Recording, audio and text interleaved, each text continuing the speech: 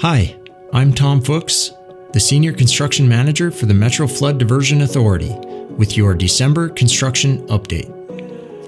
While work is coming to an end on the diversion inlet structure and the Wild Rice River structure, construction on the third and largest of the three structures, the Red River structure, continues. Work on this one didn't begin until last year. Now, Ames Construction, the U.S. Army Corps of Engineers contractor building it, has progressed to pouring the concrete piers, stilling basin walls, and downstream retaining walls. The entire structure will need 72,000 cubic yards of concrete, and just over 33,000 cubic yards of that was poured this year. For perspective, that amount would fill the Lincoln Memorial Reflecting Pool in Washington, D.C.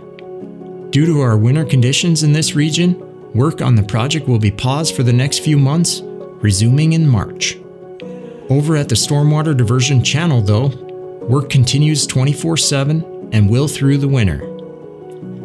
In the last month, ASN constructors completed a temporary bypass at the County Road 22 crossing, including a small diversion of the lower Rush River through the worksite.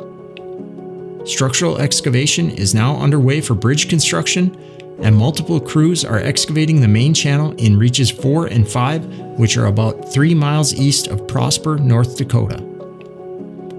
Just a couple miles west of the FM Metro and south of I-94, crews are driving H-PALs for the 38th Street West crossing, another of the channel's 19 road and railroad crossings. All the way north at the diversion outlet west of Georgetown, Minnesota, ASN Constructors has removed the cofferdam, establishing a permanent connection between the diversion channel and the Red River, and will continue placing the remaining riprap and boulder weirs.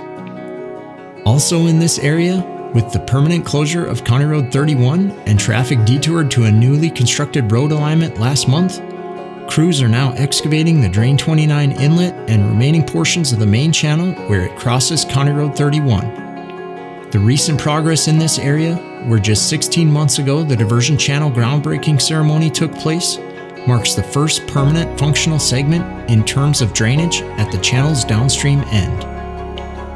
30 miles away at the channel's upstream end, progress is happening as well.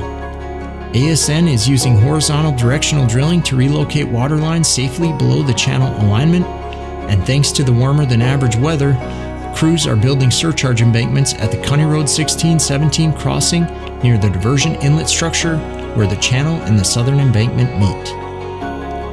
Thanks for following along with our progress this year.